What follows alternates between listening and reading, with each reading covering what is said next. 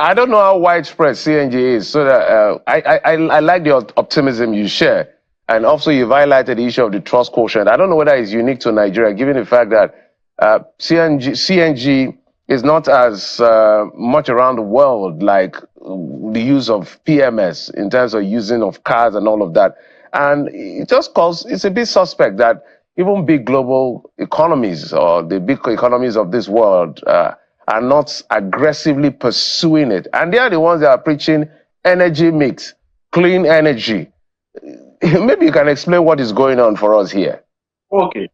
There's also the problem with the electric vehicles. So people will be, rather than do something that is still dirty, I mean, cleaner than liquid fuel, they will do electric vehicles, particularly where it's even more expensive than regular cars. So I think rather than go gas, some have jumped that bus stop and just gone straight to their destination, which is electric vehicle. The competition electric vehicles have brought one, and the fact that you see a lot of support, particularly in the West, for electric vehicles ahead of natural gas. That's one thing. And I've said historically, crude oil prices go up and down. Those periods, my research suggests that those periods where certain countries were trying to push for natural gas vehicles, oil prices went down, and people were like, "Well, it's not too expensive to buy PMS. Why am I then going through the pains?" So I think it's also just been that way. It's just at times coincidences. And you're also right. Infrastructure, and we don't now even see manufacturers. I think one or two manufacturers have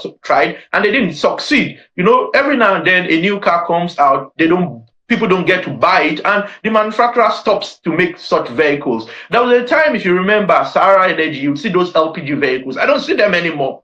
If they don't have sufficient infrastructure where you can fuel that vehicle, you're not going to buy it. Every now and then we speak about not having enough cooking gas. The same LPG is cooking gas. I understand that our own policy for cars is LPG. I'm just using that as an example. It's CNG, right? But if you don't have sufficient infrastructure, if oil prices play games in sense that the prices are good, or you have sufficient means of transport, you can go by rail, you can go by sea, you're not going to consider much around changing your vehicle technology or fuel usage. I think those are softer issues we're not considering beyond policies, beyond driving policies, laws, fiscals.